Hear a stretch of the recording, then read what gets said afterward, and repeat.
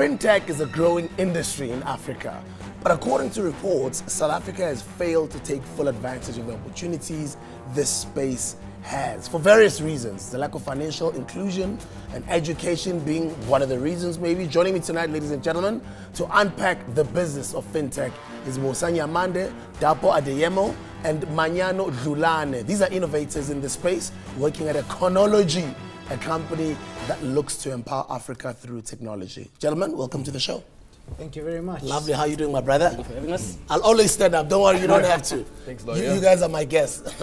Is he one of those tall guys that intimidate your clients sometimes? You could say that. Yeah. On Mtumela Pambi. Yes. Tell us about to send them pimpi forward.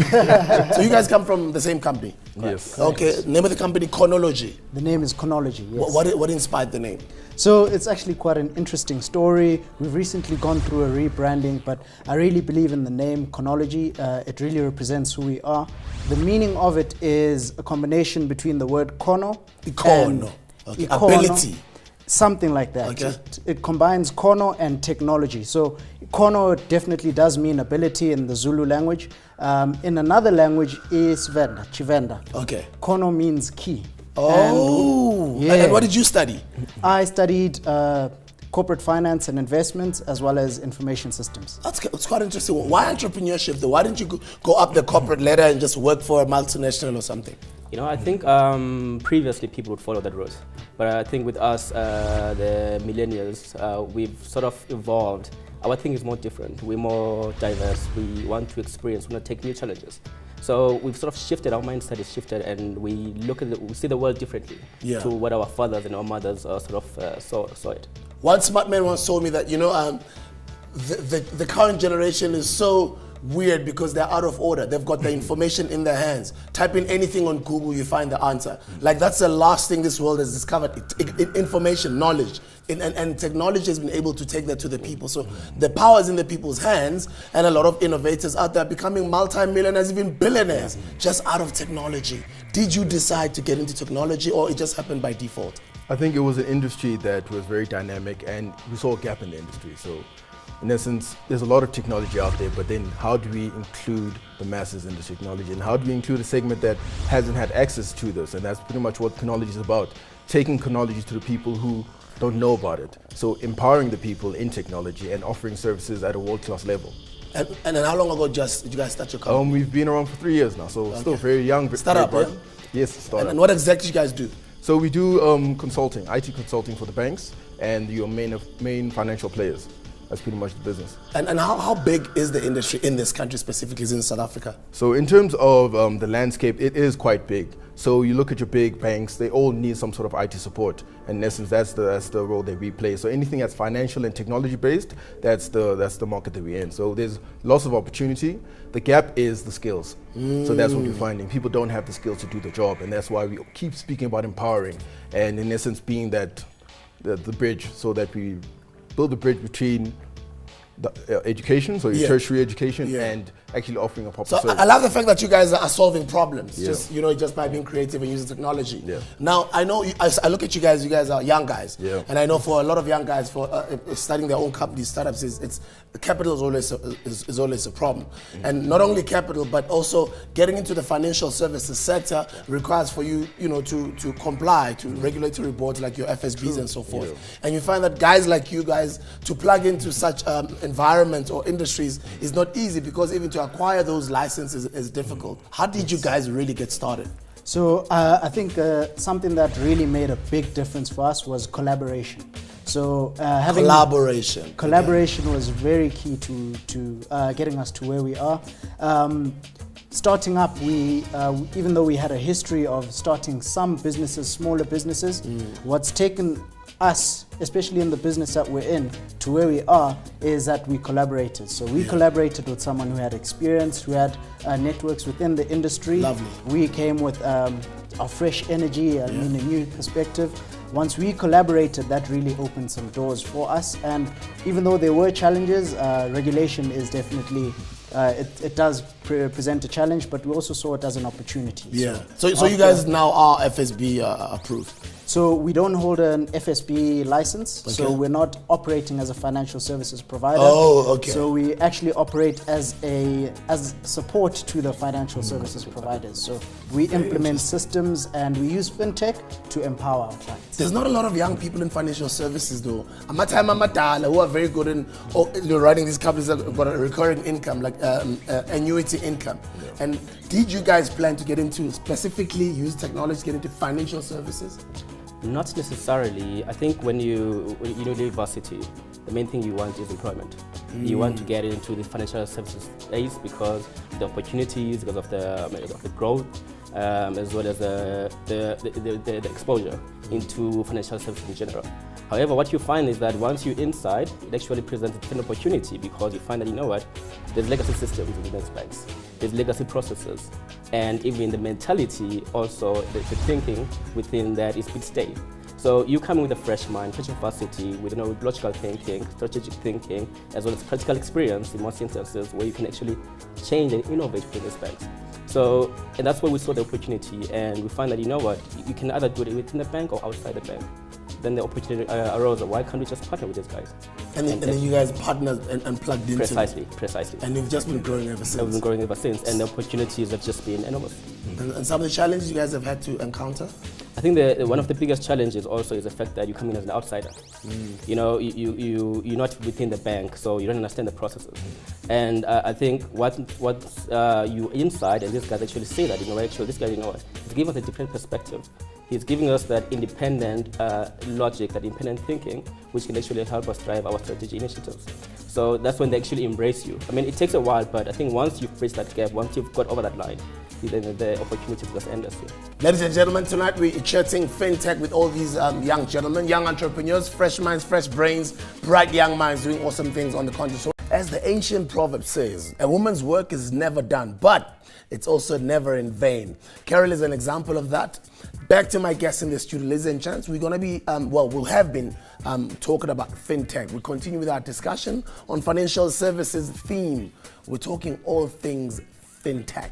And I've got a group of young gentlemen here. Do you guys know about image? So is it just by default that in Kohama suit or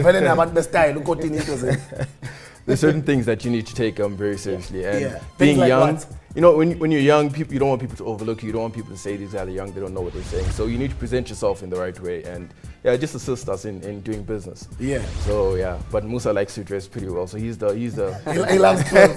He loves his clothes. And before we continue, I mean, you guys are young, and you guys know a lot of people struggle when it comes to managing their finances. The state of financial services in Africa, on the continent. In terms of financial services in Africa, I think it is, I wouldn't say a healthy state, but it's in a functional state. I think where the huge gap is on a personal level. And in terms of financial education and people understanding their finances, there's a huge gap in that, especially with us first-time job seekers. So historically, in essence, you weren't part of the middle class. You come into the middle class, how do you manage your funds? And we can see gross mismanagement going on, and that has become a serious problem. And in essence, that has translated to the businesses. Yeah.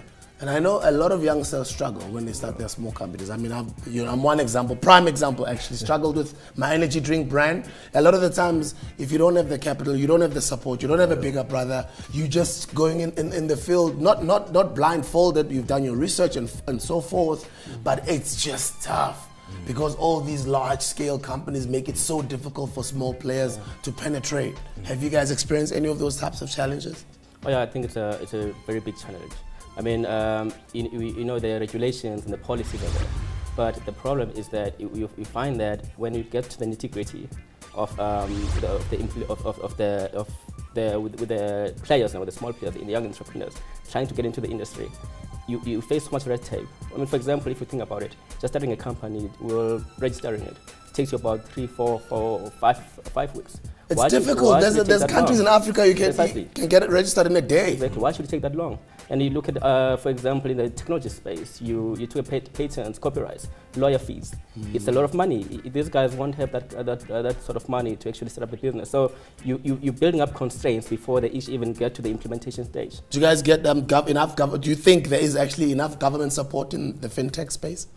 Policy-wise and regulations, I think, we've got the policies. However, my problem is that we need to get to the implementation phase where we actually now withdraw all these players into the industry. How do we actually get to the SMEs and the small guys like us who just been 3 years all around to be active participants in deciding where the economy of this country goes? I mean, the big players have got a bigger voice. Where is the voice of the small players like us who can actually contribute also, coming with a different mindset altogether? So I think we just need to move away from thinking about policy and regulation and look at actually implementing and bringing the younger players into the industry and the economy. I like the thinking. You know, when you are in a virgin territory like our continent of Africa, when it comes to technology and financial services, there's a lot of opportunities. But equally so, there's bandwidth problems and infrastructural type of problems. Have you guys experienced any of that? I understand what you're talking about. I mean, there's some technology that would enable certain businesses which just isn't there.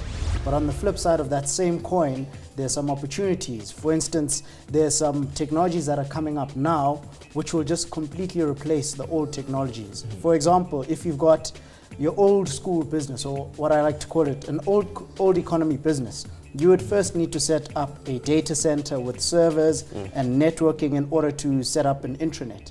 At the moment now, you don't need a single piece of technology. Right? You connect right into the cloud. So it's also an opportunity for companies who are coming up in this continent that they don't need to go through that experience first and feel the pain first in order to make their business a reality. There are more opportunities now. What is the biggest client you guys have? So at the moment, our biggest client is in financial services. So it's one of the banks. So Standard Bank is our biggest client. We also have other clients in financial services. And is it difficult to work with a bank, or know how strict they are and regulated, highly regulated?